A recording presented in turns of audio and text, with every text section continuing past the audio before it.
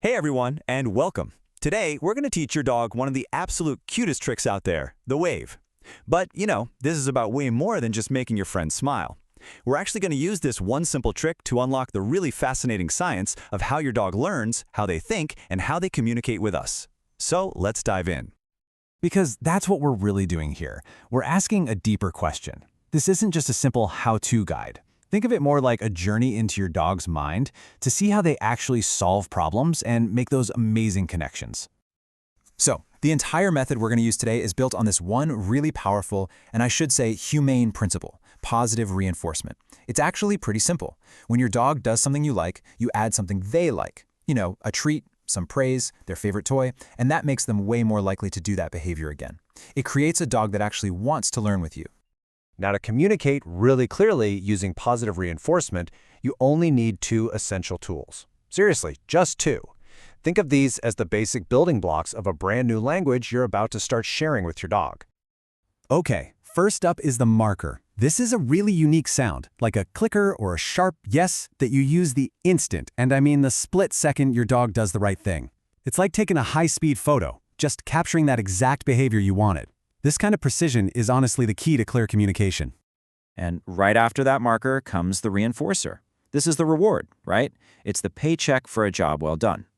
And for learning a new skill like the wave, we want to use what we call high-value reinforcers. So think tiny, smelly, super delicious treats that your dog just goes crazy for. And here's what's so crucial to understand. The marker sound becomes a promise that a treat is on its way. This is incredibly powerful. Why? Because it bridges that little time gap between the action, your dog lifting its paw, and actually getting the reward. This promise is what lets us train really complex behaviors without having a treat in our hand every single second. Okay, so how do we get the dog to lift its paw in the first place? Well, you have two main paths to choose from. And the one you pick really should depend on your dog's personality and what you want to get out of your training sessions. First up, there's luring. You can think of this one like a guided tour. You're basically using a treat in your hand to guide your dog's nose, and that in turn guides their body. For a wave, you might use a treat in your closed fist to get them to lift their paw up to check it out. It's fast, it's great for beginners, but there is a catch. The dog can become a little dependent on seeing the food to do the trick. The other option is shaping, which I think is more like being a sculptor. With this method, you reward tiny little steps toward the final goal.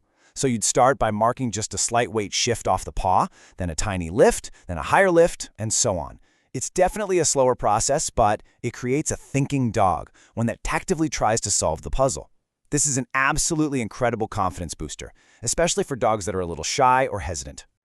So, this is where you get to decide. Luring is faster, and the dog's role is a little more passive. Shaping, on the other hand, is slower, but it really turns your dog into an active participant, a problem solver. So think about your own dog, right? A super confident, food-crazy Labrador might do great with luring, but a more sensitive, thoughtful Border Collie, they might just thrive with shaping. It'll build up their confidence like nothing else. All right, now that we've got the theory down, let's get practical. We're going to build this behavior from the ground up, piece by piece. The first goal is really simple. Just get that paw off the ground. If your dog already knows shake or paw, you can totally use that to get started. If not, you can try luring with that treat in your closed fist, or if you chose the shaping path, you'll start by marking and rewarding just a tiny little weight shift off the paw you want them to eventually lift. Once that paw lift is happening pretty reliably, it's time to turn it into an actual wave. First, you'll gradually ask for a little more height, raising your hand target little by little. Then comes the magic moment, fading the contact. As your dog's paw comes up to touch your hand, you're going to pull your hand back just a tiny bit so their paw just swipes through the empty air. That air swipe is the exact moment you mark and reward. Getting that first wave is a huge milestone. It's so exciting, but we're not quite done.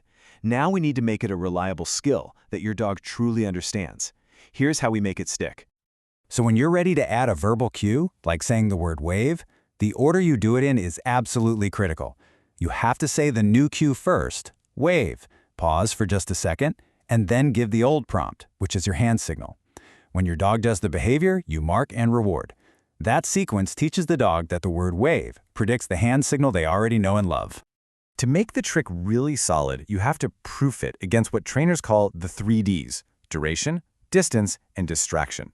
So can they wave for a few seconds longer? Can they wave while you're a few feet away? Can they wave when your friend walks into the room? And the golden rule here is to only increase the difficulty of 1D at a time. Don't ask for a longer wave from further away all at once. That's a recipe for failure. Of course, training is never a perfect straight line. You're going to hit bumps. If your dog confuses wave and shake, just make your hand signals for each trick completely different. If they won't lift their paw any higher, you've probably asked for too much too soon. Just take a step back. And if anyone, you or the dog, gets frustrated, the solution is always the same. Keep your sessions short and always, always end on a success. And speaking of sessions, what's the magic number? Well, the science is really clear on this. Frequency beats duration every time. You want to aim for about 3 to 5 very short training sessions sprinkled throughout your day. And just how short are we talking? Only 5 to 10 minutes. That's it, maximum. This keeps your dog's mind sharp, it prevents burnout, and it makes sure that training always stays fun and engaging for both of you. So, we've built this fun little trick from the ground up, using the science of learning. But as we start to wrap this up, I want to zoom out and show you why this is so much more than just a cute party trick. Here's the real value. You know how teaching shake can sometimes accidentally encourage a dog to paw at people for attention? Well, the wave does the exact opposite. You are literally rewarding your dog for keeping their paws to themselves. And that really is the big takeaway. You've just transformed a simple trick into a powerful tool for teaching good manners. You've given your dog a brand new, polite way to interact with people, a contactless greeting that builds confidence and positive associations. How cool is that? So I'll leave you with this thought. By choosing a method like shaping and by patiently building a behavior piece by piece, you're not just creating obedience. You're building a relationship, you're fostering problem-solving skills, and you're helping create a more confident animal that understands how to learn. And that is a lesson that goes so far beyond a simple wave.